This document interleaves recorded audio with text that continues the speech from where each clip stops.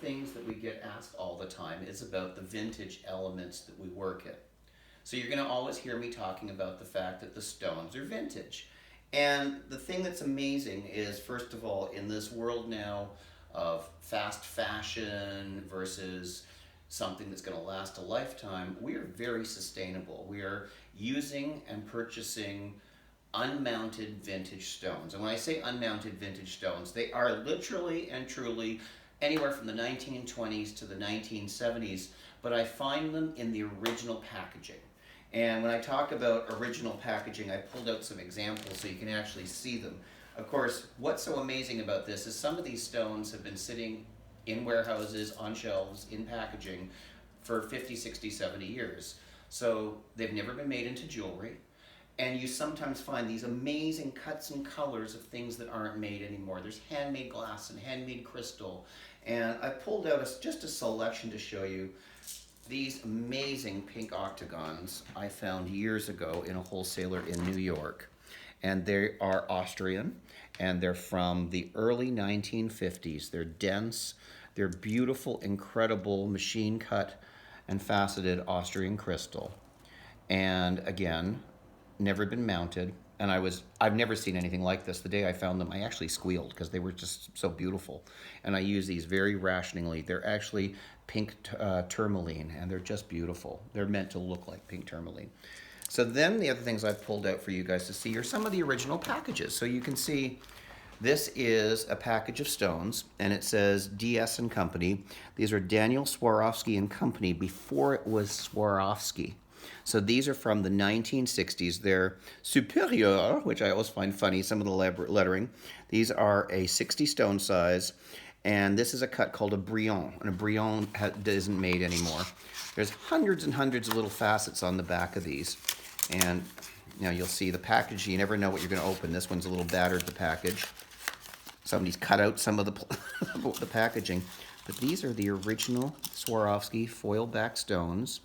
You can see all the little facets on the back of the stone, and this color is called olivine. It's one of my favorite shades of green. It's just phenomenal. It's like a really true spring leaf green, that first green haze, lime green haze of the trees. This is it. So these are really rare. Whenever I find them, if I find them, I buy everything. And these I use quite often in different things, in different colors. The other thing I wanted to show you is this is called Starlight, so DSW. And again, it's Swarovski. This is from the late 1940s and made in Austria. This is the original packaging. I've never opened this package. Look at how it's been packed since the 40s in tissue. Look at this. This is amazing.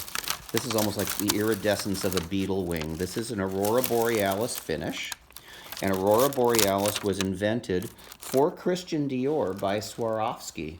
And there's regular Aurora Borealis. Starlight is a darker Aurora Borealis. Think of all those beautiful Dior clothes in the 40s and 50s that were neutrals. You needed something with this sort of a magical finish, and that's how they were created. And I love the fact they've been in their original package since then. And I found these a few years ago, and I took everything, and I rationed these, and these are quite amazing. I'm like a kid at a candy store. It's like Halloween. When you get candy, this is better. This is KS and Company. So this was Klaus Swarovski and Company. This is also around the 1950s. This is a color called Alexandrite. It's very rare. It's very hard to find. And look at it. It's just magical. And the original foils that are applied to the back of the crystal to make them sparkle more are absolutely crisp and pristine. And again, a really rare color. It's just so pretty. It's like this lavender color. And then the last thing I pulled out that I wanted you guys to see, this weird, it looks like paper toweling, but it's not.